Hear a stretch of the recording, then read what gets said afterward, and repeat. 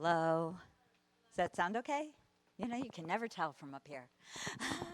Hi and welcome. I am Lisa Barnett, and I am the founder of Akashic Knowing School of Wisdom. My greatest passion is teaching you how to access your own Akashic records. So we won't have time to do that today, but we will have time to bring you into the records. We'll do a nice some group healing. I love to get together with people and do karmic clearing. We all have so many bits of old garbage that we are ready to get rid of. And so we will do that. I want to answer your questions. You know, I've been channeling the Akashic Records for a very long time, and it's just interesting the way things change and are transforming, right, as we're going along. So, 20 years ago, the information in the Akashic Records was different than it is today. And so what I'm noticing is that people are able to access, or I'm able to access for my clients, a lot more galactic information. There's some very big angel energy on the planet, which is really here to help and support us, of course, in regular human form, right, everyday people. And so I want to talk a little bit about all of that, and we'll do a little guided visualizations, maybe teach some tools. We have some time. And so if there are questions that you have, what are the records, or how, can they really help me? I want to get to all of that also. So let me just start with kind of some of the simple thoughts. Like, if you do want to come talk to me later, I'm in booth 212, which is literally right on the other side of this wall. I think if I went out that door, I'd almost be in my booth, but somewhere along there. So if you want to have a reading or come learn more about what I have going on, definitely 212. And, and I just always love to remind you, before I go deep into the records and forget about all this basic stuff, my two books, The Infinite Wisdom of the Akashic Records, is a how to access the records book. And From Questioning to Knowing, with 73 healing prayers to help you transform your life with ease. And I love this book because I've had people tell me again and again over the years that they carry it around with them. They just open it up to whatever prayer shows up, and they use that one, right? One day I'll make cards out of it, just like you could, pull a card, a healing prayer out of a deck and use that. And so it's a great book. Again, they're, of course, both at my booth for sale, if that speaks to you. And anything else like that technical I want to tell you? I guess nothing else. Oh, I do have I do have a 2-day masterclass online that's coming up next week, next Thursday and Friday. If you're interested, you can grab one of my flyers again at my booth or sign up. It's only $97 for an 8-hour workshop over 2 days, where, again, we'll just start today and go so much deeper in that 2-day workshop. So if this information speaks to you, if you really are interested in diving a little bit deeper, the Akashic Record Keepers have been giving me guided visualizations and healing prayers over the last 20 plus years. And so I really am called to share that with humanity. And so thank you for showing up. Thank you for joining me here today. It really is important, because every time we raise our vibration, every time we let go of some of that old karmic patterns that we've all been carrying around for the last 5, 6, 7,000 years, when we let that go, that ripples out, and it really is how we're going to ascend, is by letting go of the old energies that no longer serve us.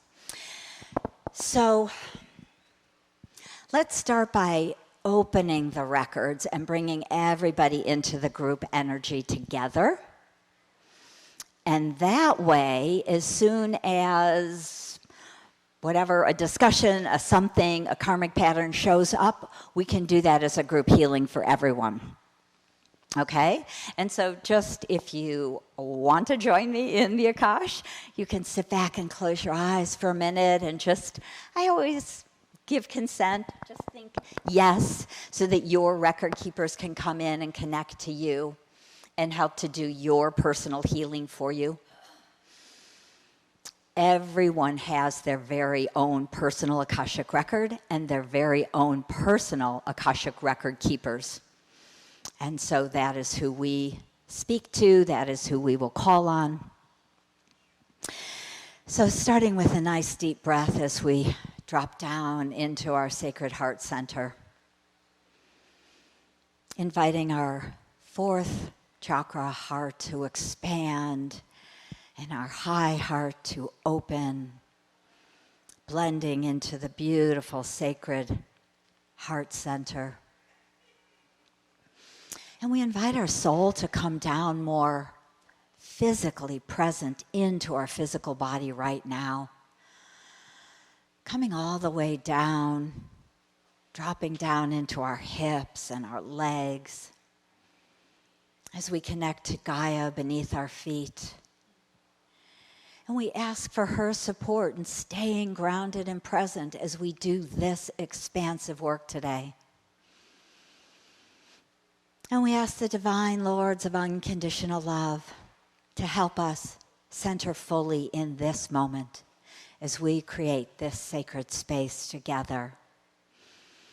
Please wrap us in your love and protection and allow us to travel to the highest realms of the Akasha available to us today.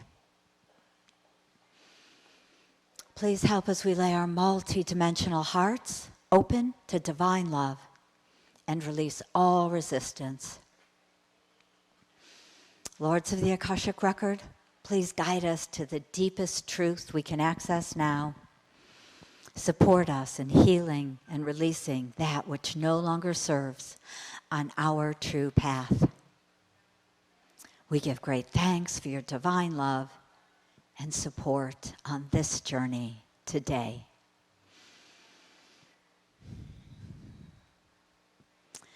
And we invite our Akashic record keepers to wrap us in the beautiful Akashic energy and light all around us, holding us, supporting us.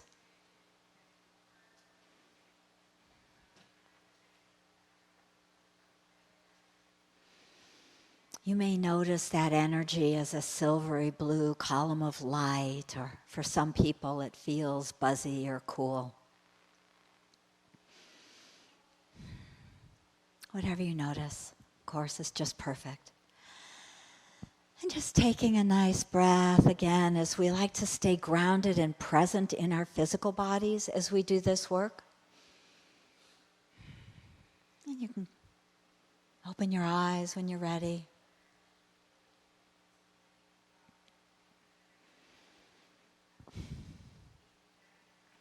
Beautiful. Doesn't it feel, I just feel this. To me, it's almost like being wrapped in a big baby blanket, right? This pure source love, just all around us, holding us as we move into this energy. I often tell my students when I teach them to access the records, I say, remember to write down the questions you want to ask before you open the records. Because usually once we're in this energy and vibration, life is good. We forget about our questions. There is no big issue anymore. And so the record keepers again remind me to tell you that that is one of the really big reasons that we learn to access our own records, so we can live in this vibration, so that we can understand some of the challenges as we move forward we can take the learning and let go of the pain, that we can literally heal a lot of emotional trauma and pain as we go forward. And that allows us, right, to raise our vibration, to ascend with ease and grace, to move forward, kind of living in our beautiful Akashic bubble of energy or column of light. So I'm going to start really by talking two things. I just want to go back. I did a couple readings yesterday where people didn't know much about the Akashic records. A lot of people are more interested or curious. And so bear with me if you know a lot about the Akashic records. I just want to kind of start at the beginning so that I haven't lost anyone in the first 10 minutes, which I often do. So good. I'm getting a bunch of nods, so yay. So the Akashic records are the recording of your soul's journey through all time-space continuum. The record keepers give me kind of a funny image when they explain this. They say, if you imagine that source energy was a high-rise building in New York City, and when you as a soul decide you want to individuate from source and you want to go on a journey, you individuate, jump in that elevator with all the other people, all the other souls who want to individuate in that moment, take that elevator down to the ground floor, and all those people in that elevator with you, that becomes your soul family. That gathering of souls become the group of souls that you spend most of your time kind of running around with through all time-space continuum. So imagine that you're on the ground floor, you step out, you're in Manhattan, and you think, what the heck? Now what do we do? And you look at each other, and there's the buses and the taxis and the bicycles and the people, and you're like, what do we want to do? What does this group want to do? So you come together and you make some decision, and say you decide to take a stroll down the street. And the record keepers say, so if you stroll far enough, you'll bump into this huge building. It's not high like that high rise you came out of. It's low, but it takes up a whole square block, a whole city block. And if you imagine you go in there, and it's the New York City Library, if you were really in New York, but it is the Akashic record. It is the library of everything, right? Because now you're still in pure source energy. The Akashic records are part of source. They are part of the quantum field, which means we can move outside of time and space and go back in time or go forward in time. We can heal the past, whether it's this life or other lifetimes. It's all part of source. And so you go into that library and you think, well, let's read some books, let's figure out what's out there, let's make an educated decision on what we as a soul family group now want to go do. So some souls, a lot of souls never bother to stop in the library. Some souls stop in the library, they read a couple books, they go down the road, they jump out there, they grab that next bus to the airport, and they go and go on a big journey, right? Off they go to another galaxy or to some other dimension to start their journey. And some of us stay in the library, and we start to work in the library. We love the library, and we become the Akashic record keepers. And so the record keepers told me this story because when they first, kind of tapped me on the shoulder and said, will you help us bring this information back to humanity? I, at that point, was the mother of literally 3 babies, 20 plus, 25 plus, 30, whatever, years ago. I hate to really date myself, but they said, you were one of us. And I said, what does that mean? What do you mean I was one of you? You're a record keeper. And this is how they explain this. So many people actually will stop in the library. I've met other record keepers in the readings I've done. There's not that many of us, but there's plenty of us. And I find that often those people have a really strong draw and propensity to the Akashic records. they find they can learn to read the records with real great ease, right? So someone might pick up my book, The Infinite Wisdom of the Akashic Records, which is literally a how-to book, and they can read it and learn how to access the records. Now, many of us need a little more guidance, a little more hand-holding, a little more energy holding, which is why I, of course, also teach people live online.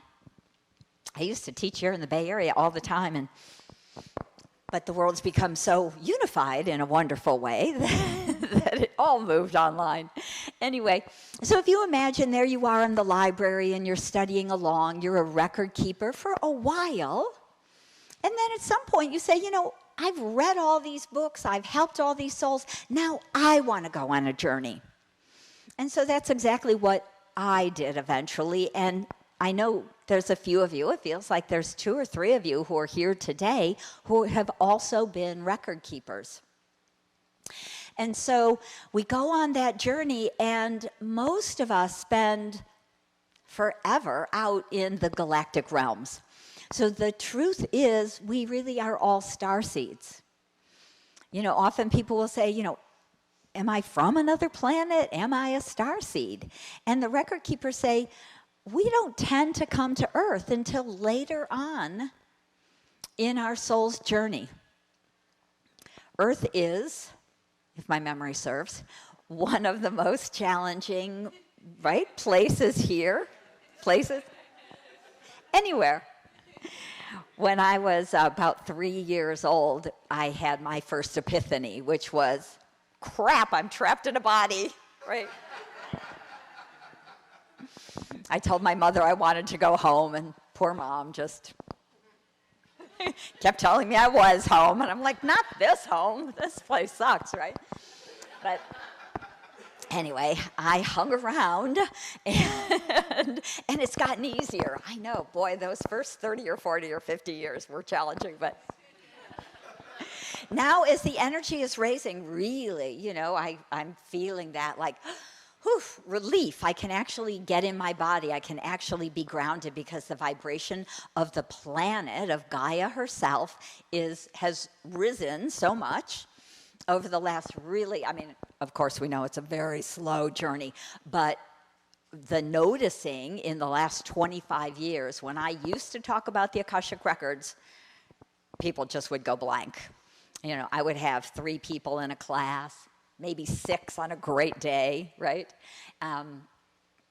And now I have, you know, 100 or more people in an online class around the world a couple times a year. So I know there's lots of people who are finally called to the information and the energy, and that's part of the thing that's really helped us, right? Gaia herself is awakening, and that means that we have to awaken with her, right? We cannot not ascend. I think that's really the good news. You know, a lot of people worry about that. A lot of people kind of stress, like, am I going to be left behind? You know, are other people who are, whatever, more psychic or better healers or have been on a spiritual path for a longer time, are they going to ascend and I'm going to be stuck down here in 3D? They actually say it's not possible because the planet, right? We are on a ride with her, and we can't do something separate. Now, that doesn't mean that a lot of people are not going to leave the planet. I think that will be the kind of the way that we say, okay, I'm not ready for this, my soul doesn't want to do this, I want to do something else. And so I do believe that there will be people who, you know, cross over and will leave the planet, and will wait to come back until it's all settled back down again. Not a really terrible idea, honestly, but, you know,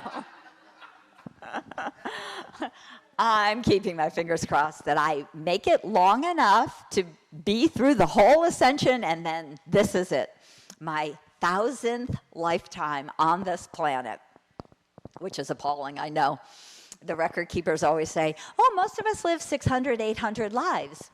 And I always thought, you've got to be joking me. That's ridiculous. That's, you know, no wonder I was, you know, oh my God. But then they told me really recently, about 2 or 3 years ago or something, because I complain a lot, honestly. I try not to, but I kind of really do, at least just to them. But, and I was probably complaining about something, and they were like, well, it's because you've come 1,000 times that you're a little fed up with it. And I'm like, what am I, like, right? This, what did they say? Not the sharpest tool in the shed? Is that how that worked out? And they're really nice. I have to say, the record keepers are pure love. They're pure source energy. So, of course, they say, no, you just always are coming back to try and help people awaken. And they haven't been ready. So you just keep pushing them.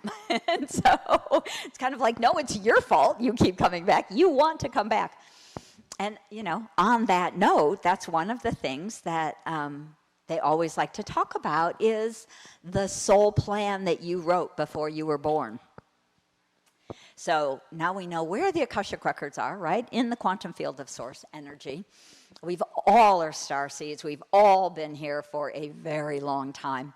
I think I met someone yesterday who has only had 300 lives, and I thought, wow, that is, to me, amazing, right? It's so few. But that's what we're really seeing, because what is happening because of the energy of the planet raising, that we truly are, these babies are really going to be pure, really pure starseed, pure crystal, no karma, really here to save us, honestly, help us transform our planet to bring health back to the planet, to bring health back to air and water and food, and really make some phenomenal new inventions so that we can pull ourselves out of what we've created in this industrial age we've been in for hundreds of years, right? So, so the way the record keepers talk about our lives, and of course I've done probably tens of thousands of readings over the many, many, many years. And people often will come to me because they say, why would I pick that birth family? Why would I pick alcoholic, drug addict, abusive people, parents? Why would I do that? Like, that's not possible. I couldn't have made this plan. But of course, the record keepers say, that's one of the big things we do. We say, I'm going back to help and to learn and to grow. So learning and growing is all about the challenge. And so they always say, karma is not a punishment. Like the old stories, karma is about the growth. So if you've had a challenging life, that means that your soul said, I want a whole lot of growth because I want to be done. And that is really one of the things I often will see with clients is they'll say, they'll have really hard, challenging, traumatic lives. And they're like, what the heck? And what the record keepers will say is that they really kind of often will save up some old karmic patterns, some challenges, some traumas, will kind of save them up for the end, right? I'm ready, I can really deal with this, I know I have it. And we'll throw it all into one lifetime, and it will be a horrific, horrific lifetime. But the good news is usually that means you are done. You have saved up all the, challenges, and now, yay, right? So good news, if you've had a really sucky life, then the likelihood is you're done. You get to, unless, and that's what they always say, unless you choose to come back. But, we do have the whole free will piece, but we also have had, I know it's done, the karmic cycle pattern, right? That karmic wheel of life. And so what they keep telling us is that all the karmic energies, all of these patterns are cleared from the higher realms, from the Akash, from these higher energetic realms where that has been stored. And so now it's really down to us. So the way that works is that it's time for us to basically wake up and, get over it. Realize that that is an old story, and reliving it, recreating it is not going to help us. It is just, keeping us weighted down. So that's really why, especially over the last 6 months, I don't know what changed 6 months ago, but that's where I realized the record keepers were like, do more group healing, do more group healing, do more group healing, because people are so ready. And I guess it does make sense. They're just saying to me, back around 8/8, Lionsgate, the whole eclipse season we go through, usually ending kind of with Lionsgate, was a big shift, and so many people had just opened and cleared and released a lot of their old ties and their old energies that were connected to what anchors that in, what hooks that in, what keeps us, stuck in that pattern, because it literally is what it is. They keep saying, karmic patterns are energetic patterns, and when we can undo. Often programs, to me, look somewhat like a cage, or interesting, it'll often look like some kind of almost sacred geometry. A lot of times they'll be octagons, or, sometimes they're simple like a square, but it will be in your energy field, in your body, and what that program does, what that pattern does, is you keep bumping against it, and every time you bump against it, you get a message. Don't go there, because that you'll get hurt, you'll die, that's scary, something bad will happen. So every time we bump into the energetic pattern, we go back and we, are stuck back in it. And so that's creating this energetic, really karmic pattern, karmic wheel of life, whatever they used to call it.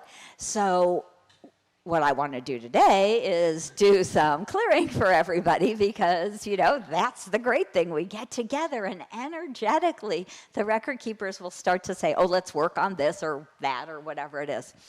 And I am always open to suggestions also, so we can do some, if you have something like, usually we end up working around, the kind of the big three, the money, the health, the whatever. Sometimes it's the purpose or the job. Relationship, right? All of those kinds of energies. But what is it that is keeping us stuck in those karmic patterns? What keeps us stuck in lack instead of being able to be open to receive the abundance of the universe that's really here for us? So, okay. Just have to stop and listen to them for a second. So what they're suggesting is they want me to go kind of through some of what we put in our soul plan, and then we can work on those patterns, those subjects. Make sense? So, book 3 is called Your Soul Has a Plan. One day I'll finish it. No, hopefully. It's this close. I just need the time to do that last little bit, really. Finish. It's a big joke. Finish the chapter 4 is on karma. And for some reason, I'm avoiding finishing chapter 4. I have chapter 11 finished. I don't have chapter 4 finished. It's like, maybe I need to clear that for myself. Anyway, so, okay, so when your soul writes a plan, you say, often, first and foremost, I want to bring these gifts and talents back to humanity. I want to use these. And that's what we call our soul purpose. But I think what trips a lot of people up is that we have many purposes. I'm going to say most of us probably have at least a half a dozen purposes instead of one purpose. And so many people I find come to me because, what's my purpose? It's like, well, you finish that purpose and that purpose and that purpose, and there, and then there's this and there's that. They're kind of bigger energies and not a job description. So what I've kind of seen hold people back often is that for some reason we've come to believe that a purpose is like a job or, something super specific, kind of linear. And we need to know that and do that. But the record keepers, of course, always say, if that was true, we would be bored out of our minds, right? I mean, could you imagine if you had one purpose? What if you finished it at 20? Right? Then what would you do for the rest of your life? Maybe go on vacation. That would be okay. I'll do that live, But otherwise, so the way it works is that because, again, you're ancient, very, very, very, very ancient. I'm going to say the average I get here is like at least 650 lifetimes of this group. That's what they say. You've all had about 600, 700 lifetimes. That's a lot of lives. That's a lot of talents. That's a lot of gifts, right? So that means that we want to share those gifts, and those gifts can be as simple as being a good listener, right? Being that fabulous friend who is there for your friends. It can be about writing a book or being a speaker, but most of our gifts are really, really simple. And so what the record keepers always like us to kind of go back and think about, like, what's come really easily to you in your life? Like, what is just that passion that you want to do when you're not working, right? What is the thing that makes your heart sing? And then what's the other thing? And the other thing, right? And the other thing. I would say that if you stop and think about it,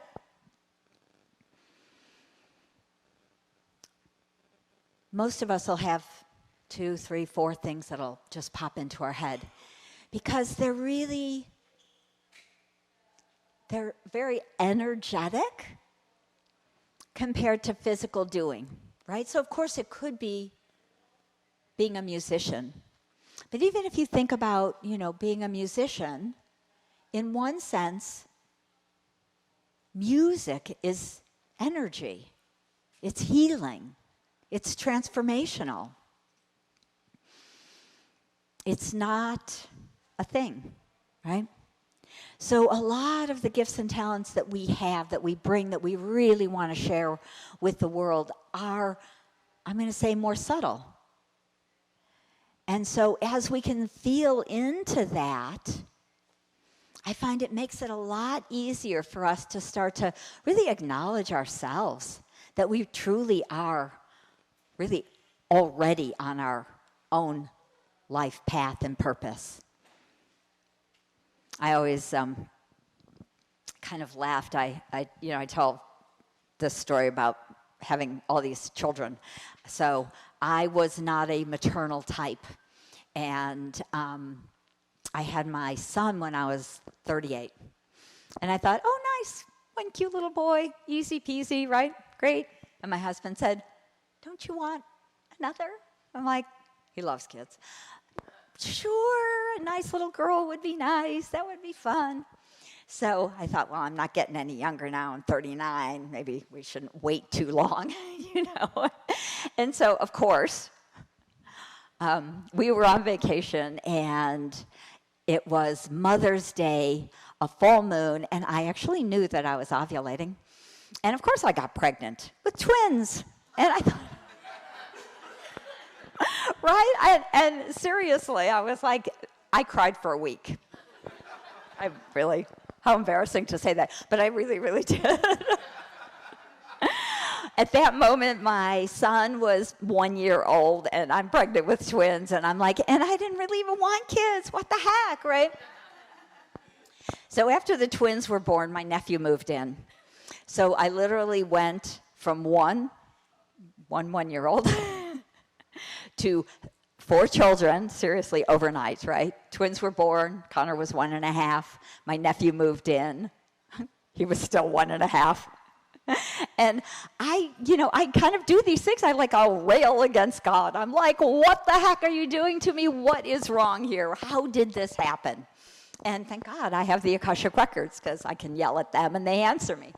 And so they said, but you wrote 4 soul contracts. They had to figure out how to get in because you were not, right, all about having children. So they figured it out. The girls came in together. My nephew came into my brother and then moved in with us. And, well, Connor was easy. He had the regular, normal road.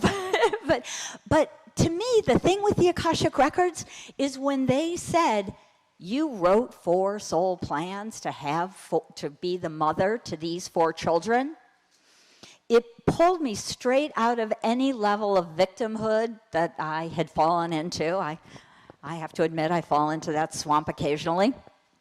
Much better now. That was almost 30 years ago, so I was still, kind of learning. But when we can realize that we wrote this plan, that we made these choices before we embodied, when we can take that on and say, I honestly have no one else to blame but myself, it completely can shift our view of the world and how we see and, think. So that was, I think, probably the first real lesson for me of how accessing the Akashic records could change my life, right? Because there I was, overwhelmed by 4 children, and honestly, still sometimes I am, even though they're adults, I can't get rid of them. So they, love my kids, and I'm blessed they love me. But anyway, we're still like, okay, grow up, move out, you're good, So I'm really excited. My one of the twins has just been accepted to Edinburgh University in Scotland, so she's going all the way to Scotland in the fall. So not only does she move out of my house, but I get to go travel, so that's one of my passions, right? One of even gifts. And so we have these interesting gifts. Anybody else love like sacred travel or just travel? God, this is going to sound really weird.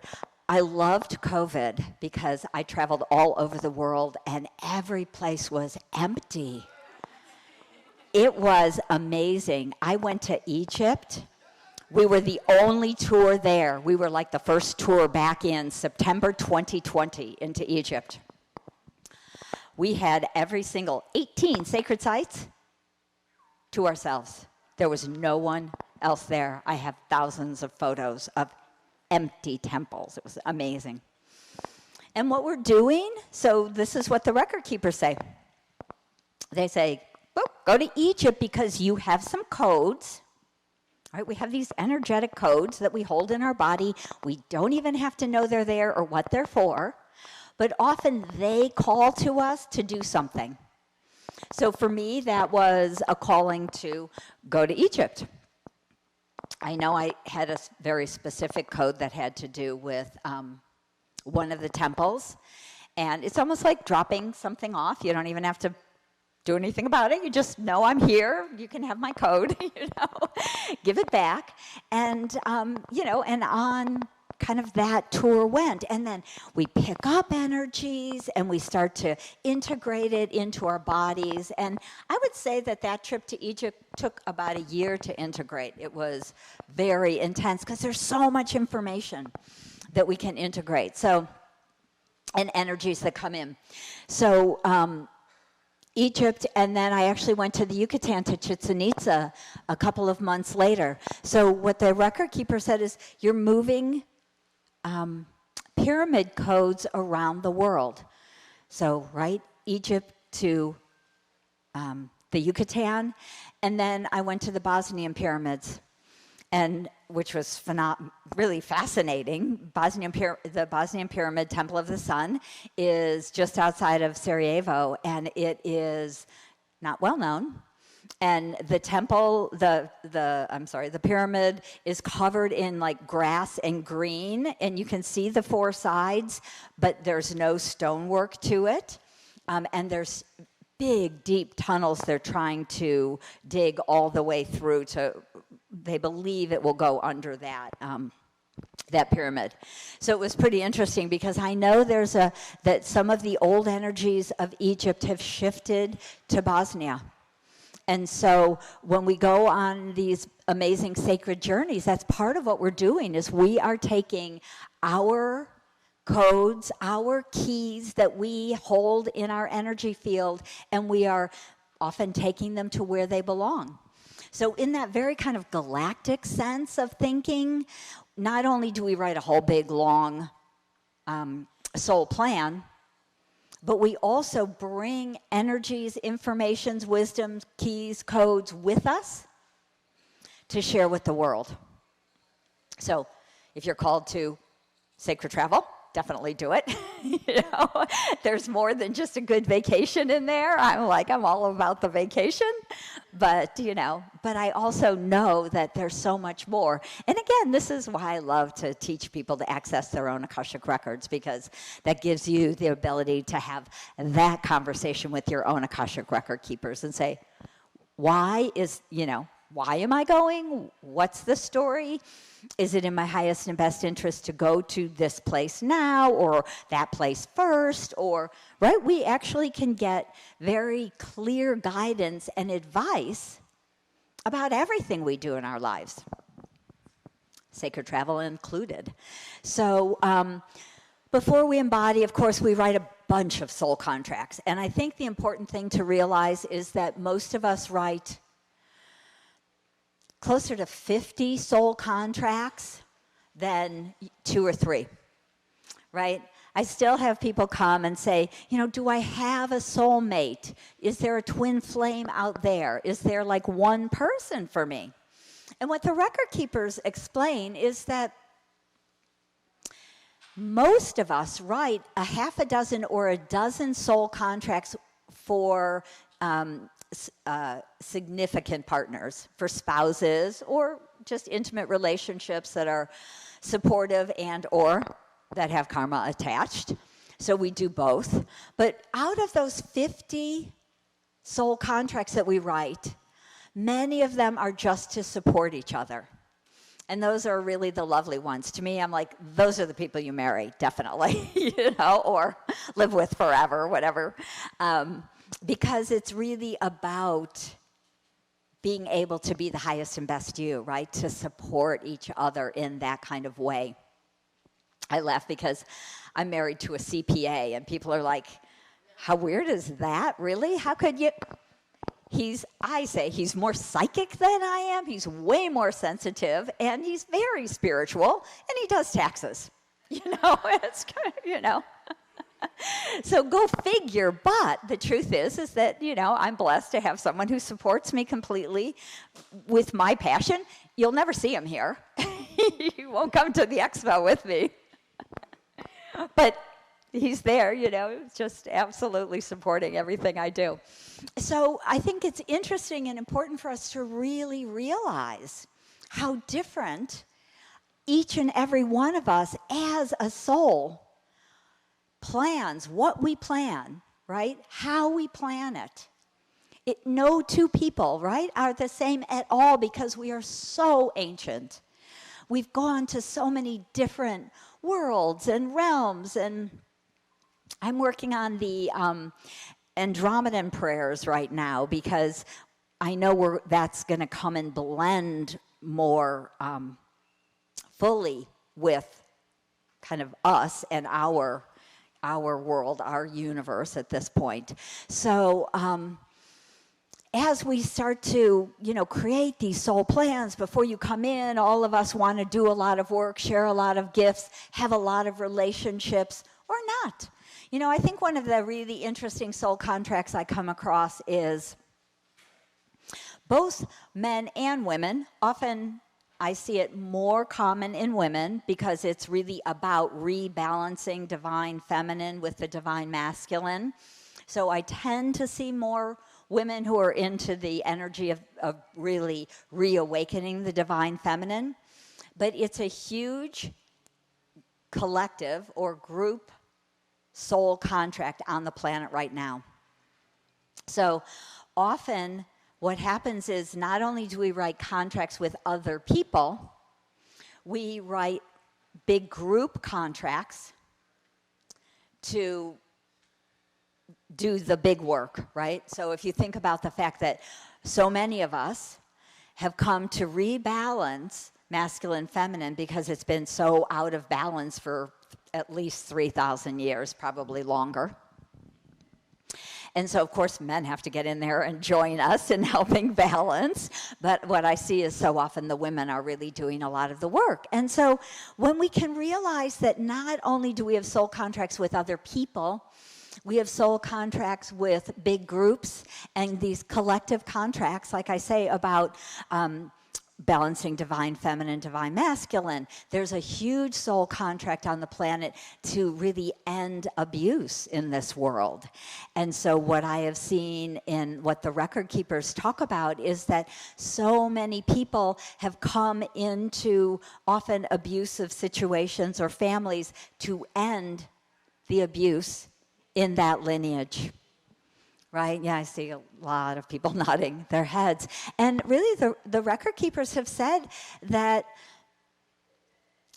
70, 80% of light workers have taken on that huge contract to help to end abuse of all kinds in the world. And so if that really is been your experience, thank you so much, because that is such a painful, often, contract to have in your life. And so thank you, because it really, I see it shifting. I see it coming up to the surface even more, because of course that's the way we work, right? It has to show up. It has to kind of get in our face so that we can change it, so that we can transform it. If we can't see it, we don't change it. It stays hidden and buried. So that's a lot of what the record keepers want to remind us is going on in the world, right? After COVID hit, the record keeper said to me, I was like, kind of, what the heck? This is wild. And they said, remember 5 years ago when we told you that people would be going back into communities again and kind of living more closer to home instead of commuting an hour or 2 hours a day? Kind of remember 5 years ago when I told you that? And I was like, yeah, I remember that. And I remember saying, how is that ever going to happen? And they kind of said, this is how. Right? This is how we are going to start to change some of the ways that we have been doing our life and harming the planet and, polluting the world and all those sorts of things. So that's a part of what they really say COVID had to do with, really coming back more into home, into community. And now, again, it'll be lovely to see. And of course, it's so great to see everybody after, 3 years or something now, to be back here, to get to be together, to get to hug people again. It really, it's special. And I think even that in some ways makes it all the better, right, as we get to be together again. But those are some of the soul contracts that we write when we make that plan. Who do we want to love and support? Who are the children that we may or may not? Not everybody writes soul contracts. As a matter of fact, there's a lot of this divine feminine is often connected to choosing to not have a family. So it's the other side of that coin. Often the clients who come to me who have these divine feminine contracts, they are choosing to be the mother of all instead of the mother of one or four. So they've made a different choice as a soul. And so what I find with the records is when we come to that place where we go, oh, again, I made that choice. When I can embrace it and love myself for it, then it's much easier to enjoy it instead of, again, kind of rail against it. I spent that first 40 years of my life being totally pissed off at the world, thinking, really? When I was a teenager, my two best friends both died in one in a car accident and one of a brain tumor. And so I was extra angry because I thought, how could you take my soul sisters from me, right? What is that about? But even in those interesting ways, one, the record keepers say, it's not all about you, which was another big lesson, right? And so, it's always a good message. Sometimes we take things personally that are not personal at all. And it's important to realize that not everything is personal, right? I do know that when I lost my sisters, the first one, it triggered my memory that I was a healer. And so often challenges, death, trauma, near-death experiences, different sorts of illness, accidents, they show up in our lives to trigger us to change our lives, to remember who we are, to really often to do something different. And so their soul choices, right? Did you know that your soul, most of our souls write about 5 or so, I always call them jumping off points. It's a time and a place where your soul can leave the body. So that would be like a near-death experience if you decide not to go. Maybe an extreme illness that you heal. A big accident, of course. And often we do leave. Right? So the jumping off point is often where the soul gets to say, you know what? I'm out. And so I could see that with my second best friend who died in a car accident. And it was very obvious that she had, it was an accident, but that her soul wanted to leave because there had been a bunch of choices that weren't going to benefit her life. And so the record keepers, again, it really so often the records to me come down to understanding the challenges, the pain that we've experienced, the traumas in our lives, all the different things that happen so that we can actually have that answer. I mean, how many times have you thought, why would this happen to me? Like, what did I do wrong? Why am I living this, sucky life, this challenging life? Why would I pick that birth family? But again, your record keepers are there and they want to talk to you. And that's literally what they want to talk to you about. Like, why did you pick that birth family? And often, honestly, the answer is, because sometimes we come in to support that person who might not be a very nice person. And as a soul, we made a contract with them and said, I'm going to come in and I'm going to help you wake up. Maybe I can help you through my love get over your addictive pattern that you've been stuck in for many lifetimes. And so we come in to support them. That doesn't mean that they change, right? That's always a bit of the challenge because we write soul contracts and then sometimes the soul doesn't, the other soul doesn't, follow through. Of course, we all have amnesia. And sometimes their amnesia is worse than ours, and we kind of know we came in to help them, but they won't wake up, right? They're still fighting. They're still struggling. And there's nothing we can do. And the good news there is that means that the contract becomes null and void. So a lot of times people come to me and they say, now what? I can't help my mother. I can't, or whoever it might be, even my spouse, whoever it might be. I can't help them. They don't want to change. They're stuck in their story. They're, trapped in whatever's going on. And people will say to me, what do I do? What do I do? I feel terrible. And the record keepers will usually say, if you've done everything you can do, if you've tried your best to be the support, to be the love, to be the energy vibration that may help them wake up, then the contract is complete. And to me, it's just a relief to know that, right? Because I know often people feel like, am I going to be stuck? Do I have to come back? Do I have to do this with someone else? Am I going to be stuck in that loop?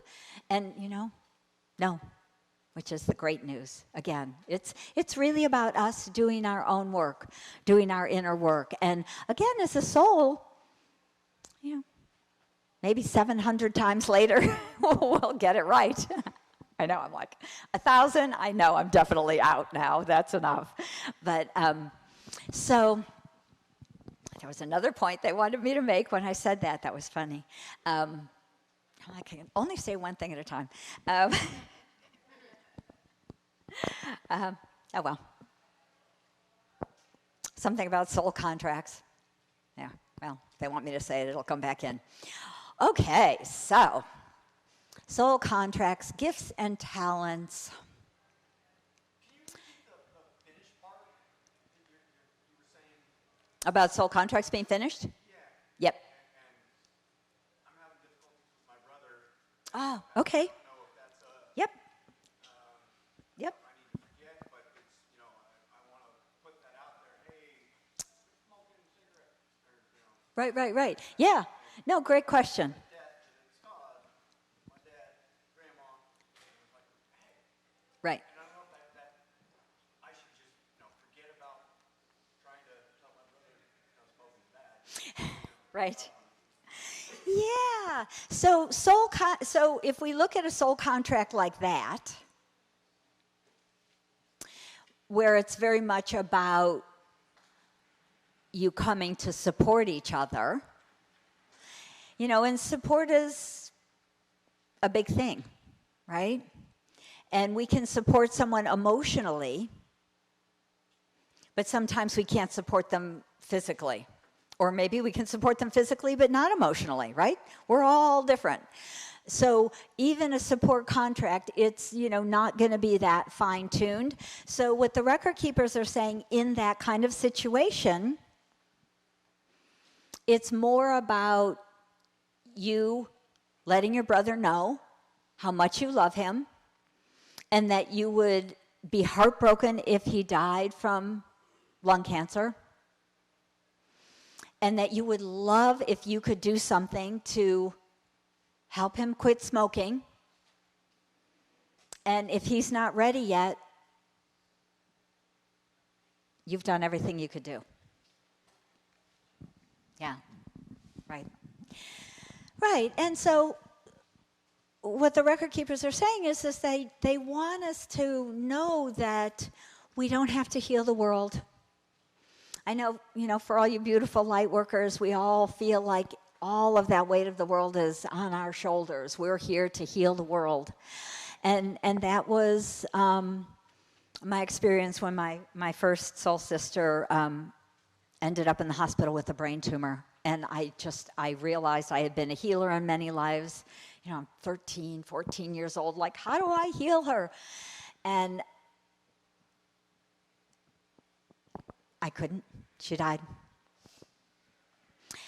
And it's painful. They're huge emotional traumas that we carry in our lives, our whole life. Right?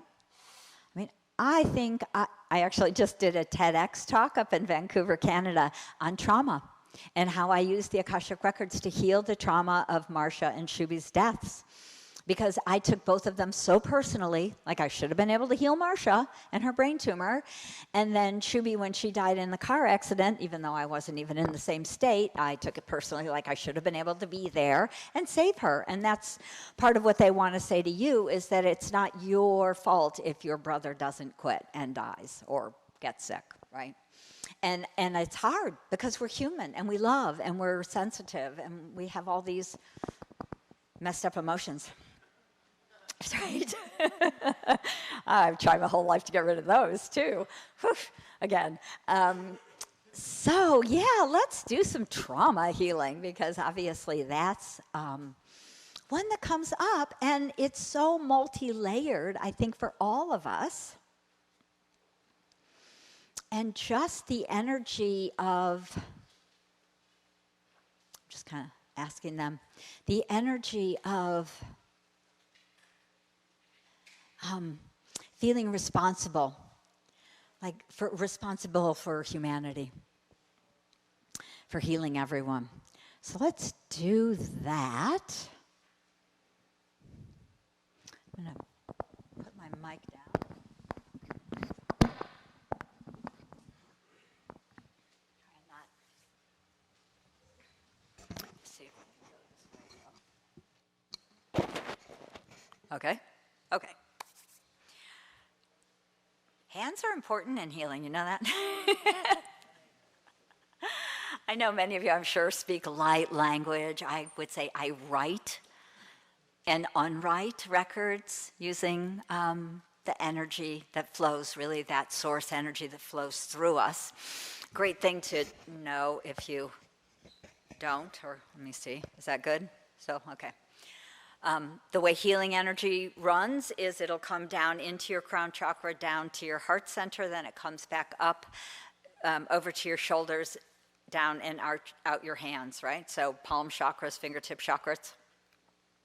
So source energy actually flows through us in that way, and it's important to use that and not your own, because of course if you're using your own chi, your own vital energy, you'll be depleted in a minute. So it is important if you do healing if you get really depleted, look at that. Because often the other thing we do, and I want to clear that too, because it's a really old contract that we have as healers, is to take people's energy on and heal it through our body. And there were very specific healing techniques, right? Where we would take it on, sometimes we'd throw it up or whatever. And so, but we literally were conscious that we would take on someone's illness, their disease, their energy, their whatever it was in their physical form, and then transmute it in our body and release it. And I've met lots of healers who still kind of take a lot of that energy on. And the record keepers are saying sometimes people will say, I'll have usually women, but sometimes men say, I keep gaining all this weight and I don't know why. It's not like I'm eating anymore, and I'm doing all this healing work, and why am I gaining weight? And the record keepers will, not always, but sometimes say, you're taking on other people's energies and actually dis-ease, and what the body does is it wants to create buffers against the illnesses, and it does that with like fat. And so the body's actually trying to heal itself and buffer itself from these energies of dis-ease and illness and even emotions and trauma. So they want me to say that for somebody here and maybe more than one person. So, but let's clear those, apparently. So I want to clear any soul contracts that we have in the group where we were healers that we healed in that way. So those are old kind of soul contracts. Old collective group contracts. A lot of these are, again, 2,000 years old, right? And so we just want to clear those collective contracts because there's a couple in the group.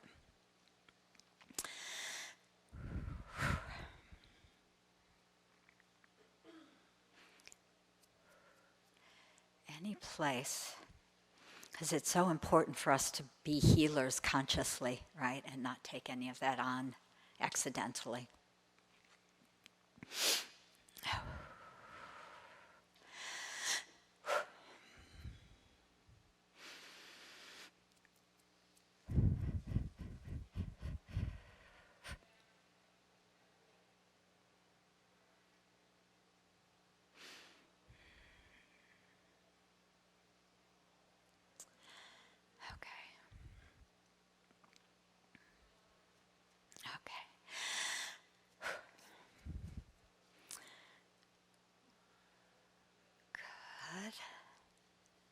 All right, that feels better, at least for us. And then we ask as that ripples out appropriately to other people, that highest and best good.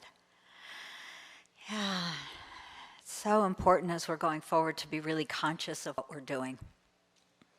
That's how we're going to really ascend with ease and create this conscious new earth. Okay.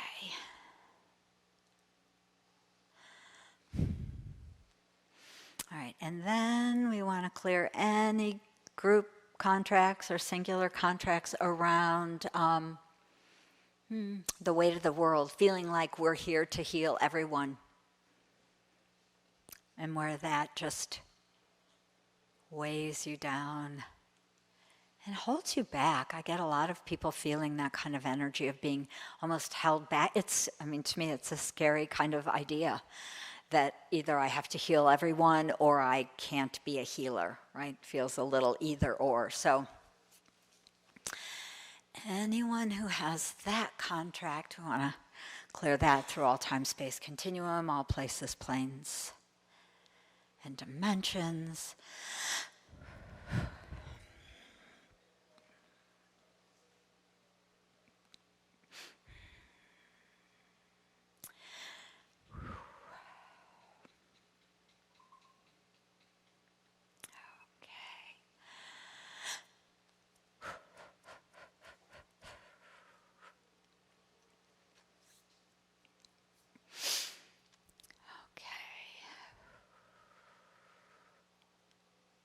Any vows?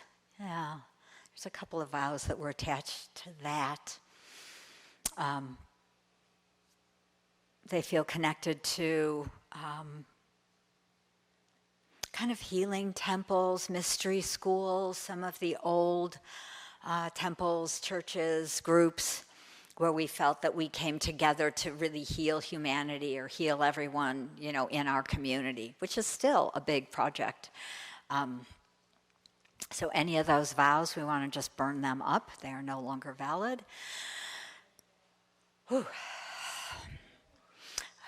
It kind of looks like a bonfire sometimes, the way the record keepers, I see these scrolls, like all these parchment scrolls, and then there's this nice bonfire that they make and burn them all up. So clearing those out, that's good. Whew.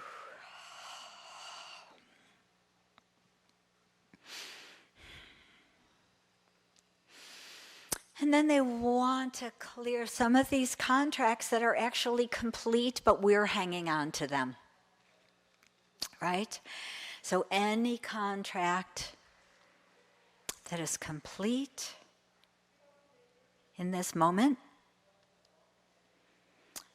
they feel like they have some kind of, hooks or cords or connections still that are keeping us connected to that old contract. So we just are going to clear those hooks, cords, connections, and then we will burn up those contracts. I like to burn things because it's just easy way to recycle energy. I must be a fan of fire for some other reason, some other lifetime.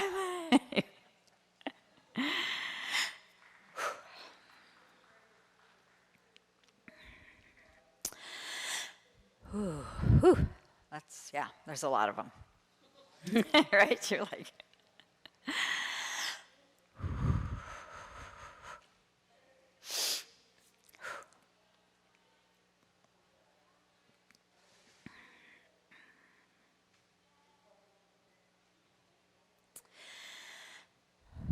Through all time, space, continuum, all places, planes, and dimensions, any of these contracts that are not even from this life, some of them are still dragging along. I think that's a lot of what I'll see is when people say, what's blocking me, around abundance or money or love or health.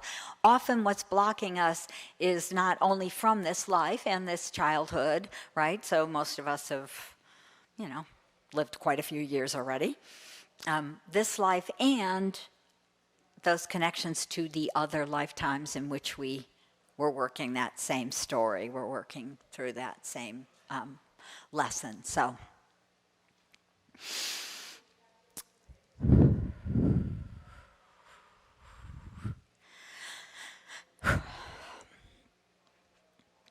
And those are always good to get, because to me, those are a lot of those old karmic patterns that are cleared in the Akash, in really our Akashic records in the higher realms, and they're still like hooked into us, or we're still holding some of that pain in our hearts or in our energy field and all sorts of places in our body.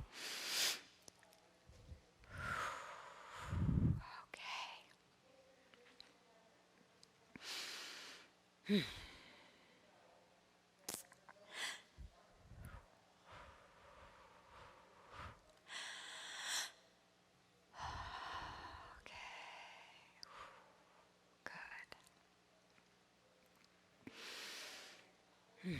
right, we're going to fill ourselves all up with our highest Akashic energy before we go on. I was like, well, when we make a big hole, let's fill it with our own highest Akashic energy, our highest cosmic soul energy, right? So that we are always filled up with us.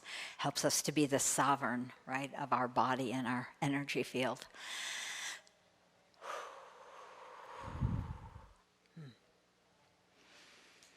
So you might picture it. I always see this beautiful, it's almost like golden sprinkles falling down from source, falling, right, from the record keepers, filling us up.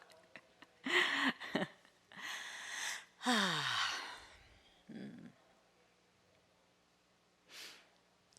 good. Good.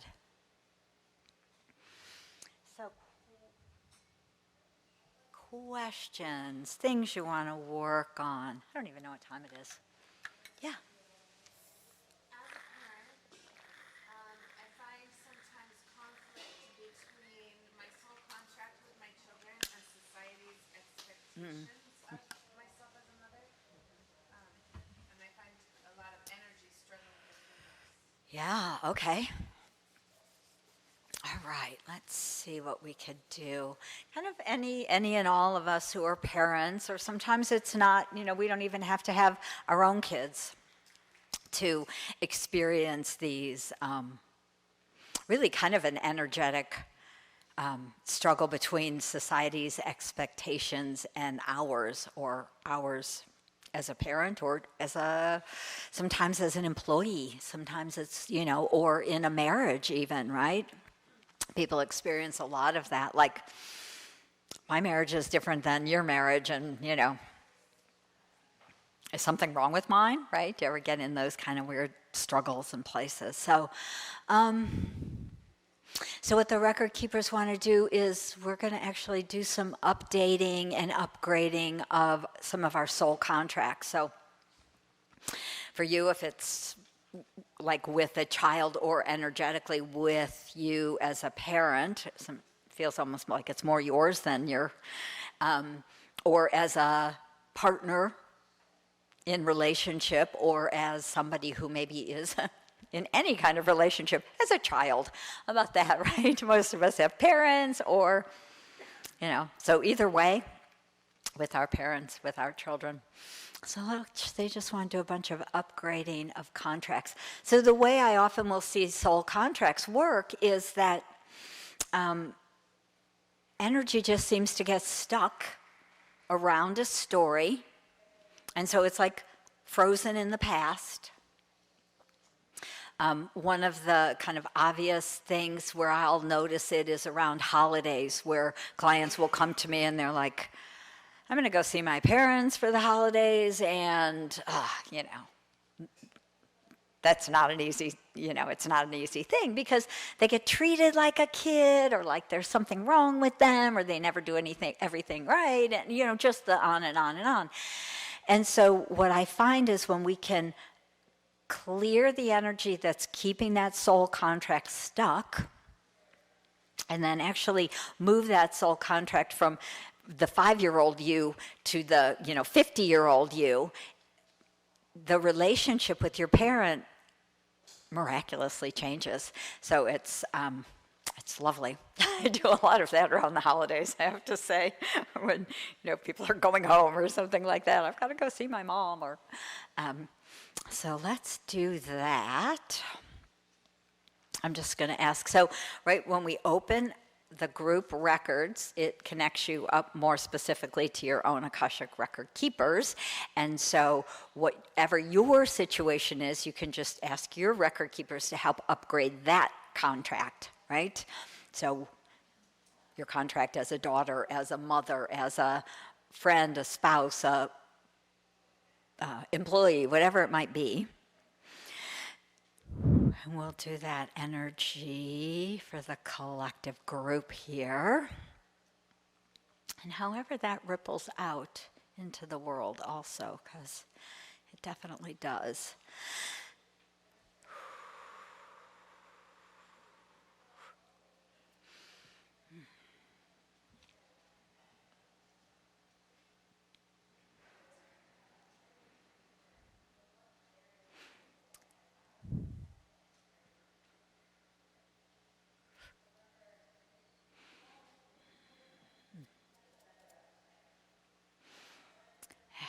Great, a lot of just, I call it dark energy. Sometimes it looks like mud. It's just kind of mucky old garbage, right? Energy that just lays over these contracts, over our connections. And so it often will close down our heart. So it's releasing the mud, releasing the junk.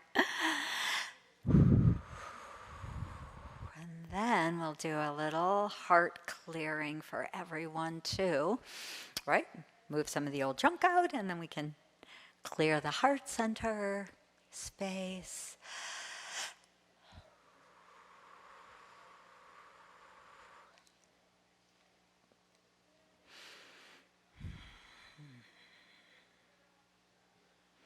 Yes, definitely don't forget to breathe.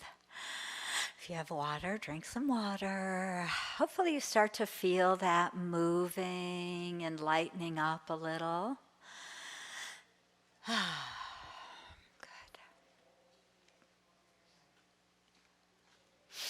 Good. Beautiful. Yeah. Good. Okay. And then I saw another hand go up over here. Yeah, pink.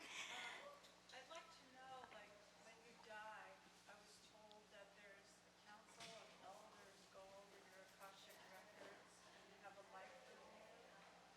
And whatever bad karma you did towards somebody, you feel, you get the pain back in yourself, you feel it. I'm not sure. Yeah. Yeah, interesting. So if you couldn't hear her, she was saying that she was told that when you die, you have a life review with the Council of 12 or 12 elders. And whatever bad you did, you get that pain back. The record keepers say that that is not true. It's a lot of the old stories and beliefs from thousands of years ago.